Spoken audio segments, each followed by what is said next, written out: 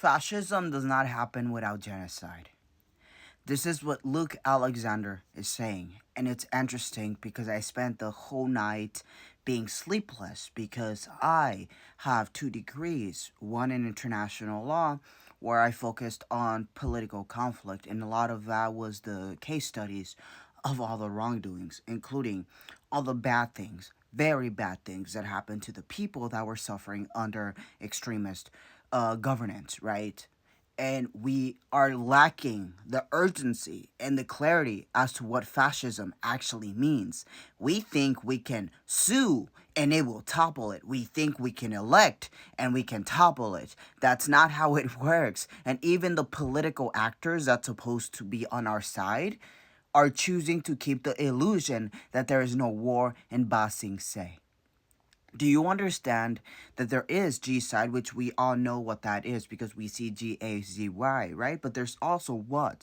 Cultural G side. That's less official because it's really hard to measure that within legalities, right?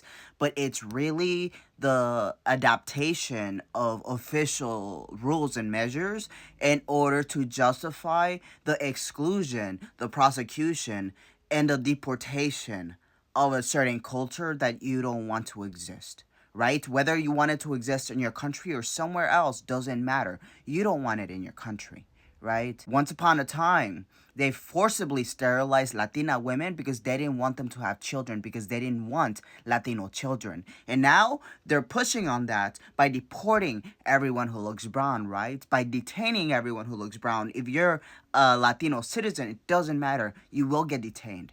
And then what happens? It happens in blue states where our blue governors think that just by sitting on the sideline and saying that's wrong, that's going to stop it. It's not. You're not serious about this.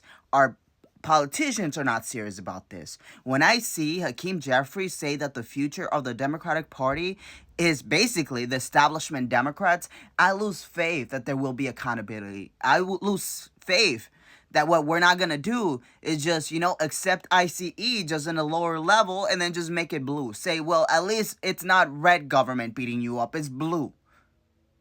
And I refuse to accept that. I don't know what that means yet, but I refuse to accept that because I refuse to believe that I went through the issues that I did and I came back really sad that I couldn't use international law to hold the United States accountable because we have had measures in order to counter that.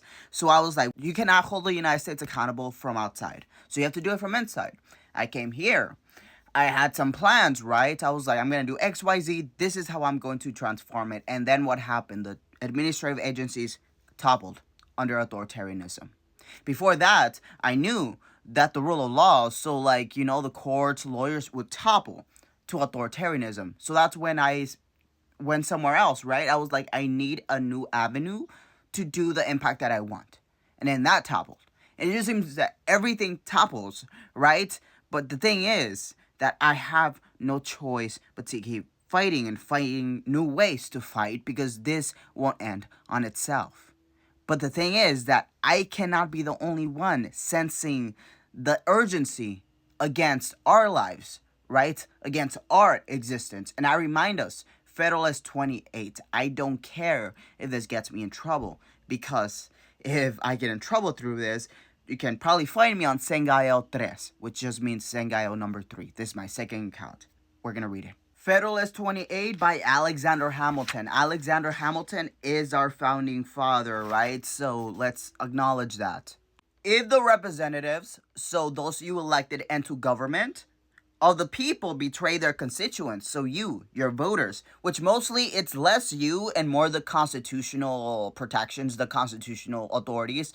For instance, the fact that states have an obedience to the Constitution, not to the government necessarily, if that government is eroding away the Constitution, right? Because the supremacy is not the POTUS, it's not a branch, it is the Constitution. That is Federalist 78 through 83.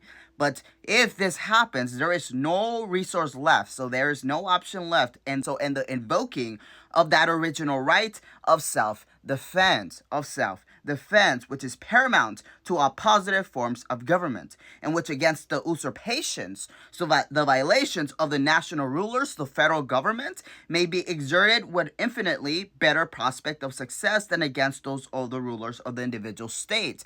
Now, in hindsight, right, now in this context, we have to acknowledge that the best case scenario, what would make resistance lawful, is it coming from state rights. So that means you convincing your governor, right? This is for blue states. I know it's very exciting to be like, us. But then the state will beat us up, which they said they will do, right? They're like, well, if you don't want the military to beat you up, then you have to let us to beat you up, right? It's better than the military. No, because if the military is forced to make a choice, then we at least know where they're at, right? And that's the thing. The baits that they want you to stop, that's the bait that needs to be done in order for people to start making their choices. If a single state, if the persons entrusted, so the politicians within the state, West Supreme Power, which in hindsight, supreme power and the state is actually to the governor, because the governor is commander-in-chief, become usurpers, so like violators. And here's the thing, because Amendment 14, the Equal Protection Clause, basically forbids the state from allowing laws that violate that very provision to be in action. Yet here we are with U.S. citizens getting kidnapped in blue states. They think that just by doing lawsuits, that means that they are safe from any sort of, betrayal announcements. But in fact, what they're doing is they're serving as agents of tyranny, right? The different parcels, subdivisions, or districts of which it consists, so the different areas of a state, having no distinct government in each, which means you're like, well, we do have a government, but that's the thing. If the Constitution is where everything is derived from, and that's in crisis, then everything else becomes, gray. The citizens must rush to arms without concert, without system, without resource, except in their courage and despair. The usurpers, clothed with the forms of legal authority, that's what I told you. They will utilize their actual categorization within government to say, well, if I say to, start to exterminate people, then I have supreme law. So, you have to do it, or else I'm going to send in the National Guard, right? This is literally what they're going to do. Can too often crush the opposition in embryo. So before you even are able to, organize, they're going to crush you because they can see you, right? Which is why I said the revolution will not be televised because you do not want to get caught. The smaller the extent of the territory, the more difficult will it be for the people to form a regular or systematic plan of opposition, and the more easy it will be to defeat their early efforts. So here it positions that the United States is much bigger, because that means that the officials will have less power to control the mobilization of people who are fighting against tyranny, right? Intelligence can be more speedily obtained of their preparations and movements, and the military force and the possession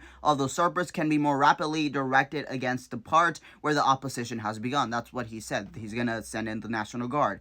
In this situation, there must be peculiar coincidence of circumstances to ensure success to the popular resistance. You have to be smart. You have to be strategic.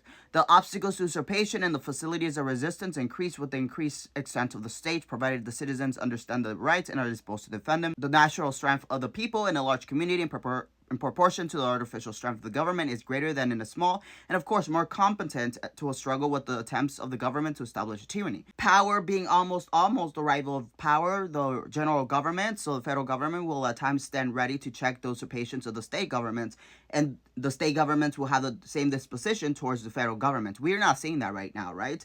The people, by throwing themselves into either scale, will infallibly make it much more successful. If the rights are invaded by the either, they can make the use of the other as an instrument of redress, right? So the state governor has to exist as state commander-in-chief. That is the best case scenario. So the conclusion to this is that you have to force your blue state governor to accept their position as state commander-in-chief and take control of local and state enforcement. That is the only way, or else we are in this by ourselves, which has been the case. We've been on the ground, right? But we have to do it in much more numbers. If they're not scared of leaving their home, then we're not doing our job.